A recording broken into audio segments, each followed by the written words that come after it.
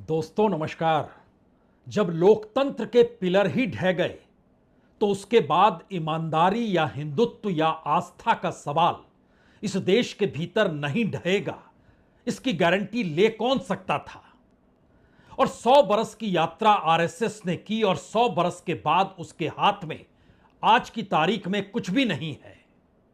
वो ये मानकर चलती रही कि दरअसल वह राजनीतिक शुद्धिकरण का पाठ अपने प्रचारकों को पढ़ाती है, जो राजनीति में जाना चाहते हैं उनको बतलाती है और उसके लिए बाकायदा परीक्षाएं भी ली जाती है। लेकिन वही प्रचारक जेल चले गए, वही प्रचारक गिरफ्तार हो गए। उन्हीं प्रचारकों के हिस्से में ऐसा करप्शन आया कि एफआईआर जब लिखी गई तो उसमें चोरी और गबन शब्द भी लिखना पड़ गया। ये कोई छोटे प्रचारक नहीं है, वरिष्ठ प्रचारक हैं।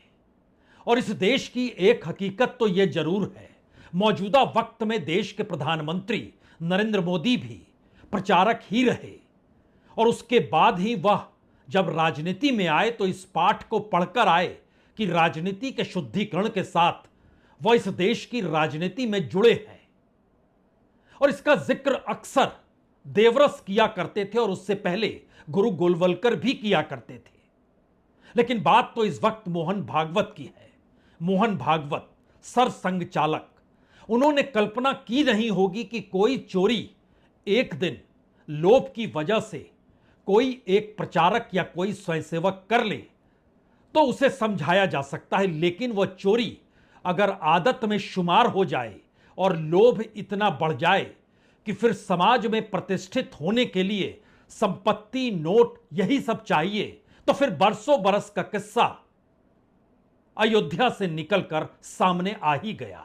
वही अयोध्या जिसको लेकर विश्व हिंदू परिषद का निर्माण किया गया था, वही अयोध्या 1984 में आंदोलन की शक्ल में शुरुआत हुई थी। वही अयोध्या जब आंदोलन शुरू हुआ तो उसके बाद भारत की सियासत डोलने लगी और उसी के बाद या उन्हीं परिस्थितियों के बीच भारत की बदलती सत्ता, बदलते मुद्दे, भारत की राजनीति में एक अलग पार्टी की पहचान पाए हुए बीजेपी का होना, विश्व हिंदू परिषद का आस्था के आश्रय चलना, राष्ट्रीय स्वयंसेवक संघ का अपने तौर पर ईमानदारी और हिंदुत्व का पाठ पढ़ाना, वह भी अयोध्या में ही धूमिल होना था।